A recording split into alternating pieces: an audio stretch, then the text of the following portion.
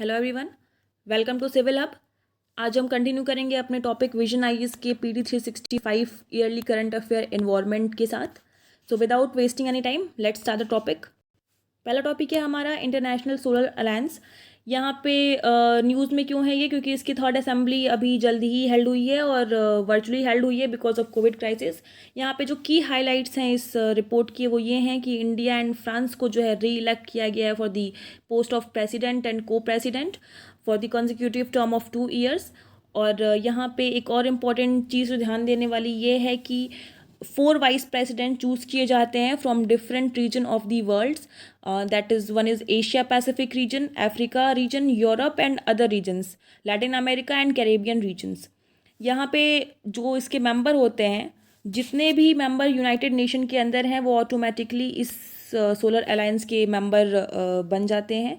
और यहाँ पे जितनी भी countries tropic of cancer and tropic of Capricorn जो बेसिकली इनरिच हैं सोलर एनर्जी में, उनको भी खास इम्पोर्टेंस दी जाती है बिकॉज इनका एम है कि जितना हो सके हमें जो जितनी भी एनर्जीज हैं उन्हें सोलर पावर से रिप्लेस करना है। सो इस इनिशिएटिव के साथ ही ये सोलर अलायंस बनाया गया था। दूसरी यहाँ पे बहुत इंपॉर्टेंट चीज़ जो है, इन्होंने फर्स्ट टाइम अवार्ड अनाउंस किए हैं। जो पहला अवार्ड है वो विश्वेश्वरैया अवार्ड है। इसमें जिस कंट्री में सबसे ज़्यादा फ्लोटिंग सोलर कैपेसिटी के प्लांट्स रहेंगे उस कंट्री को ये अवार्ड दिया जाएगा। दूसरा अवार्ड है कल्पना चावला अवार्ड। ये उन लोगों को रिकॉग्नाइज करता है, उन साइंटिस्ट और इंजीनियर्स को जो काफ़ी अच्छा काम कर रहे हैं in the field of solar energy, जो काफ़ी नए नए इनिशिएटिव इनोवेशंस लेके आ रहे हैं, उन्हें रिकॉग्नाइज करने के लिए कल्पना चावला अवार्ड दिया गया है। दिवाकर अवार्ड है तीसरा। ये रिकॉग्नाइज करता है उन इंस्टीट्यूशंस एंड ऑर्गेनाइजेशंस को जो कि काफ़ी अच्छा काम कर रही हैं to increase the use of solar energy. और बेसिकली इसका जो मेन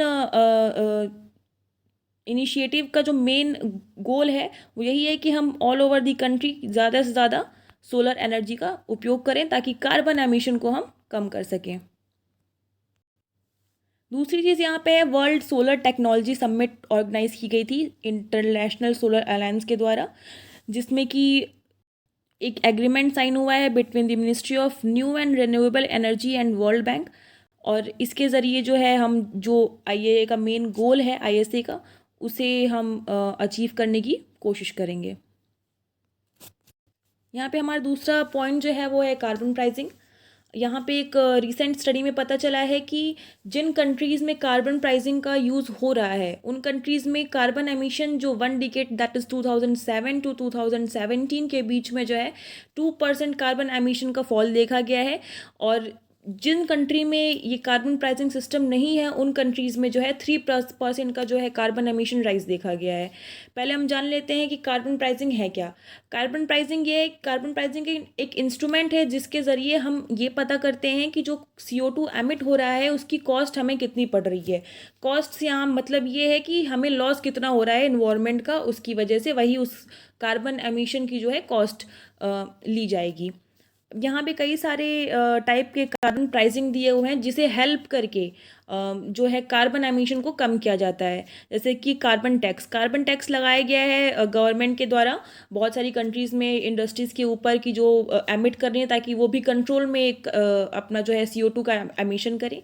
दूसरा है यहाँ पे एमिशन ट्रेडिंग सिस्टम एक निकाला गया है। इसमें वो होता है कि जो इंडस्ट्रीज़ लो CO2 का एमिशन करती हैं उनके पास जो एक्स्ट्रा CO2 एमिशन बच जाता है, जैसे कि उनका 1 बिलियन टन का अगर टारगेट है और अगर उन्होंने उससे कम CO2 एमिट किया है तो उनके पास एक क्वांटिटी बच जाती है। वो किसी ज़रूरतमंद इंडस्ट्री को जिसके पास कोई थर्मल पावर प्लांट है उसको सेल कर देती हैं। तो इस तरीके से जो है एक कार्बन का बैलेंस बना रहता है इन्वायरमेंट में। तीसरी है इंटरनल कार्बन प्राइसिंग। ये एक टूल है या फिर एक गाइड की तरीके से इस्तेमाल किया जाता है। ये बेसिकली कैसे हमें CO2 के एमिशंस को कम करना है, कैसे जो भी हम काम कर रहे हैं उसका इम्पैक्ट क्लाइमेट पे कम हो, ये उस टाइप की पॉलिसीज़ और उस टाइप के फ्रेमवर्क्स को जो है बनाता है। देखिए यहाँ पे अब इससे कुछ रिलेटेड न्यूज़ है, जैसे कि ग्रीन टैक्स। ग्रीन टैक्स उन व्हीकल्स पे लगेगा जो काफ़ी ओल्ड हो चुके हैं, आउटडेटेड हो चुके हैं, क्योंकि वो ज़्यादा कार्बन का इमिशन करते हैं। और यहाँ पे गवर्नमेंट ने इलेक्ट्रॉनिक व्हीकल्स की पॉलिसी को भी काफ़ी प्रमोट करने की कोशिश की है। तो ये सारे जो है इसके एडवांटेज हैं। अब हम बात करेंगे कार्बन ट्रेडिंग की। कार्बन ट्रेडिंग का जो मैकेनिज़्म है वो बेसिकली दिया गया था क्योटो प्रोटोकॉल के अंदर। क्योटो प्रोटोकॉल के टारगेट्स, जैसा कि हम सबको पता है कि ग्रीन हाउस गैस इमिशन को कम करने के लिए थे। अब उस टारगेट्स को अचीव कैसे करें, उसके लिए जो है 2-3 मैकेनिज़्म बनाए गए थे। Market mechanism, flexible market mechanism के अंदर जो है carbon trading, carbon purchasing, offset trading, इस टाइप की मैकेनिज्म दिए गए थे कि जिससे कंट्रीज़ एक दूसरे की हेल्प करते हुए जो है इन टारगेट्स को अचीव कर सके। तो बेसिकली कार्बन ट्रेडिंग उसी चीज़ के बारे में है। अब देखिए कार्बन ट्रेडिंग के अंदर हम क्या क्या कर सकते हैं। सबसे पहली चीज़ यहाँ देख लेते हैं। देखिए क्योटो प्रोटोकॉल के अंदर जो है, जो कि 2005 में इन्फोर्स हुई थी, उसके अंदर ये सारे मैकेनिज्म बनाए गए हैं। इसके अंदर कैसे एक कंट्रीज जो है एक दूसरे की हेल्प करेंगी। लाइक सपोज करिए कि आप अमेरिका जो है इंडिया में अगर कोई ऐसा प्रोजेक्ट लगाती है, कोई ऐसा इको फ्रेंडली प्रोजेक्ट लगाती है जिससे कि इंडिया के अंदर CO2 का इमिशन कम हो रहा है, तो बेसिकली जितने मेगा वाट का वो प्लांट लगाएगी इंडिया में, या फिर कोई भी प्रोजेक्ट लगाएगी इंडिया में, उतना जो है कार्बन का अमाउंट जो है उसके टारगेट अचीव करने से कम हो जाएगा। तो इस तरीके से जो है कंट्रीज़ एक दूसरे की हेल्प करके कार्बन CO2 एमिशन को जो है एक तरीके से बैलेंस करने की कोशिश करनी है, ताकि एक सस्टेनेबल एनवायरनमेंट क्रिएट हो सके।